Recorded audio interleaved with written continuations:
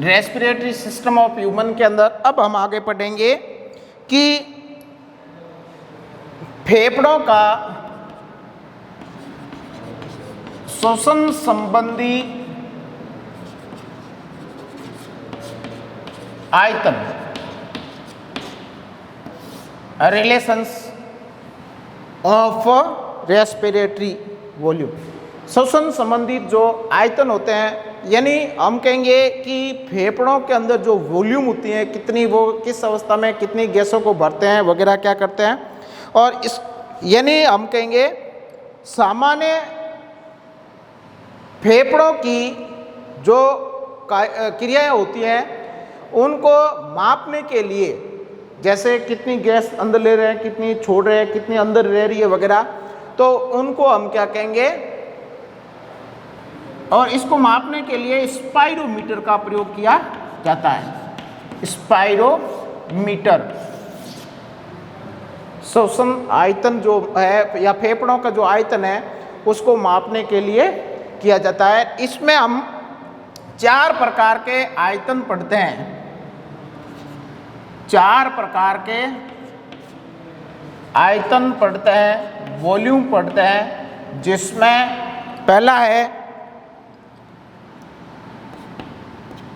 ज्वारीय आयतन। ज्वारीय आयतन, टाइडल वॉल्यूम, शॉर्ट में इसको या इसको शॉर्ट में टीवी लिखते हैं। टीवी देखने वाली वो टेलीविज़न नहीं, यहाँ टीवी का मतलब ज्वारीय आयतन टाइडल वॉल्यूम से है। अब ये कई बार एग्जाम के अंदर प्रश्न पूछा जाता है कि फेफड़ों का ज्वारीय आयतन की मात्रा होती है, तो ज्वारीय सबसे पहले तो ज्वारीय आयतन है क्या। जैसे आपने छोटी क्लासों के अंदर सामाजिक SST के अंदर पढ़ा होगा, ज्वार भाटाना मतलब पानी का ऊपर चढ़ना उतरना, चढ़ना उतरना। तो इसके अंदर भी हम उसी से रिलेटेड है कि गैस को ग्रहण करना छोड़ना, गैस को ग्रहण करना छोड़ना, ये ही ज्वारीय आयतन के अंतर्गत आती है। यानी सामान्य अवस्था के अंदर एक व्यक्ति के द्वारा अंतः श्वसन की मात्रा और उच्छ्वसन की मात्रा जो होती है, इंस्पिरेशन एंड एक्सपिरेशन की जो मात्रा होती है, उसको हम क्या कहेंगे, ज्वारीय आयतन कहते हैं, टाइडल वॉल्यूम कहते हैं या टीवी कहा जाता है। इसका जो मान होता है टीवी बराबर 500 ml होता है, मिलीलीटर। गैस को मिलीलीटर में मापते हैं।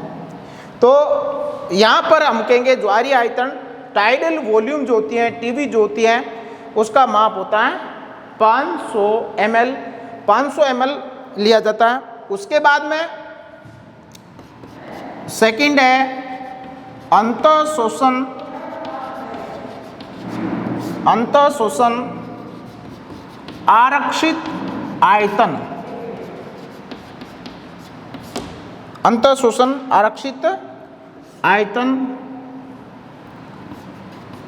इंस्पिरेशन रिजर्व वॉल्यूम, इसको शॉर्ट में लिखते हैं IRV। अब देखिए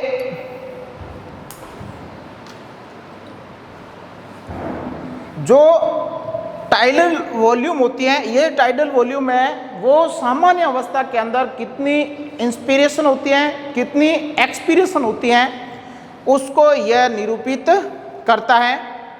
फिर हम कहेंगे जबकि अंतः श्वसन आरक्षित आयतन का मतलब क्या हुआ, इसमें हम कहेंगे कि बलपूर्वक अंदर ग्रहण की गई वायु की मात्रा अंतः श्वसन आरक्षित आयतन कहलाती है। जैसे एक अपन सामान्य बात करते हैं तो श्वसन की प्रक्रिया होती रहती है, हमें पता भी नहीं चलता सामान्य अवस्था के अंदर। लेकिन आपको कहे कि आप जोर लगा के, पूरा बल लगा के और आप गैस को अंदर ग्रहण करो, उस दौरान आप कितनी कर सकते हो। जैसे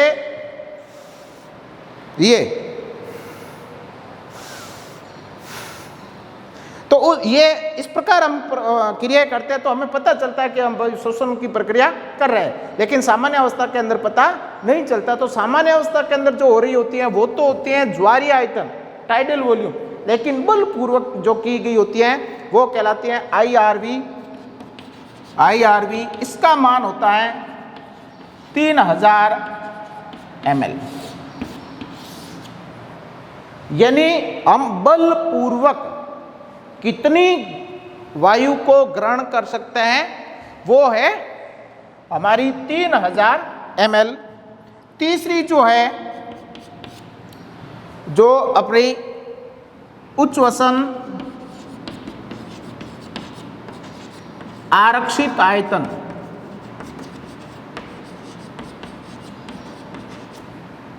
एक्सपीरेशन रिजर्व वॉल्यूम, इसको लिखेंगे ERV।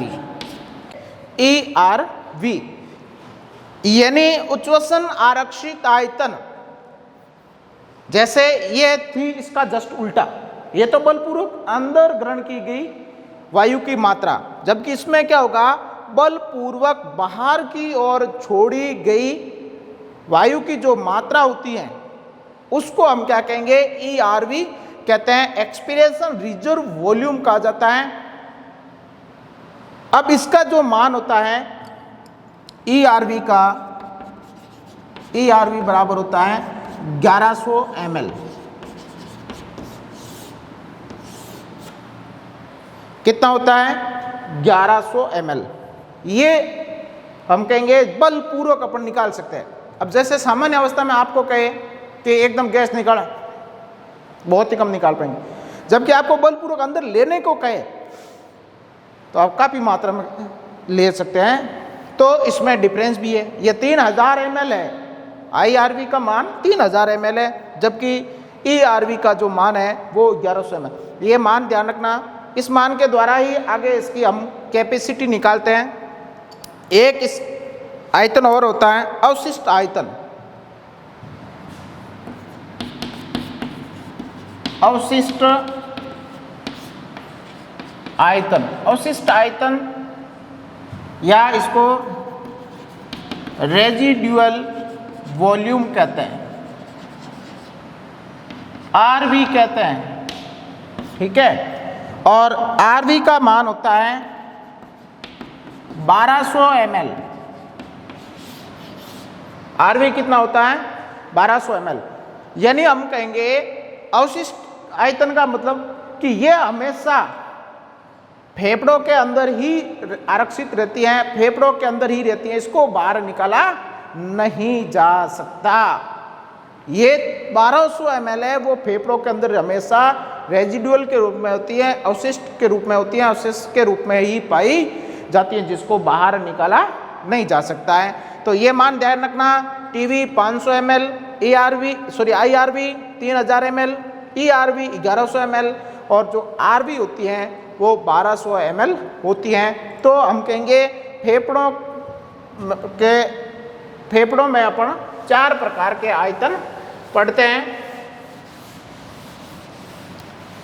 अब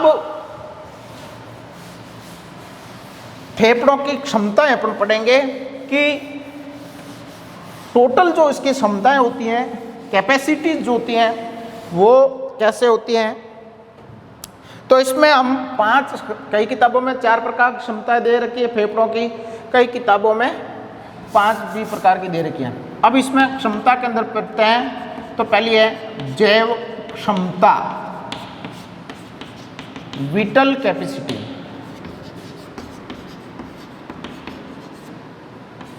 विटल कैपेसिटी या इसको हम क्या कहेंगे, VC कहते हैं, विटल कैपेसिटी या VC। अब जैव क्षमता, विटल कैपेसिटी के अंदर हम क्या पढ़ते हैं, सीधा मैं बता रहा हूं, VC इज इक्वल टू जाएगा TV, आपको पता है ज्वारीय आयतन टाइडल वैल्यू, IRV आपको पता है इंस्पिरेशन, रिजर्व वॉल्यूम और ERV, इन सभी का मान क्या कहलाएगा? VC कहलाएगा, जैव क्षमता कहलाती है। तो हमें पता है ये कितनी होती हैं? 500 प्लस ये कितनी होती हैं? 3000 प्लस ये कितनी होती हैं? 1100। तो कितने हो गए? 3500, 1100। तो VC इज इक्वल टू होती हैं 4600 ml। कितने होती हैं? 4600 ml। ये भी कभी मान पूछ लिया जाता है, जैव क्षमता का मान ज्ञात कीजिए या जैव क्षमता क्या है, तो VC बराबर होता है TV IRV ERV का योग। उसके बाद में कुल फुफ्फुस क्षमता,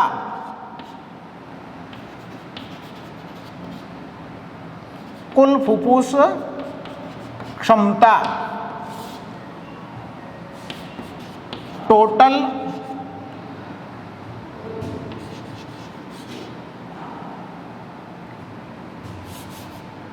लंग कैपेसिटी, या इसको TLC कहते हैं।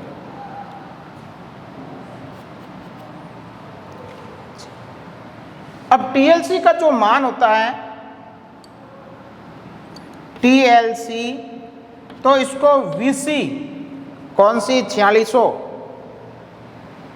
और साथ में RV को जोड़ दो। VC कितनी होती है? 4600 प्लस RV कितनी है? 1200। तो टोटल है वो आ जाएगी 5800 ml। कितनी आ जाएगी? 5800 ml आ जाएगी। यानी कुल जो फुफ्फुस क्षमता होती है वो होती है 5800 ml। जो हम कहेंगे 4600 तो इसकी जैव, और फिर 500 जो है वो RV के रूप में ही पाई जाती है।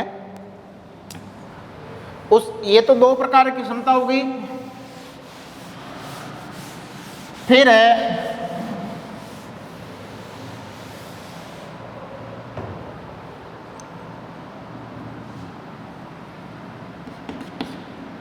अंत शोषण क्षमता, इंस्पिरेशन कैपेसिटी,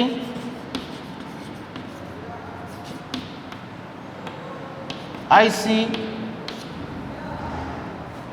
तो IC बराबर होता है अंत शोषण क्षमता। IC का मान हो जाएगा किसके बराबर? एक तो IRV प्लस TV, तो ये होती हैं 3000 प्लस ये 500, तो IC का मान हो जाएगा 3500 ml। ये हो जाएगा IC का मान। फिर दूसरा है उच्चवसन क्षमता। उच्चवसन क्षमता या इसको एक्सपीरेशन कैपेसिटी कहेंगे, जिसका मान होता है इसी बराबर होता है ERV प्लस TV। ERV का मान होता है 1100 प्लस 500, तो ये हो जाएगा 1600 ml। इसका मान कितना हो जाएगा? 1600 हो जाएगा। इस प्रकार एक और होती है इसकी प्रकार्यात्मक क्षमता या प्रकार्यात्मक अवशिष्ट क्षमता।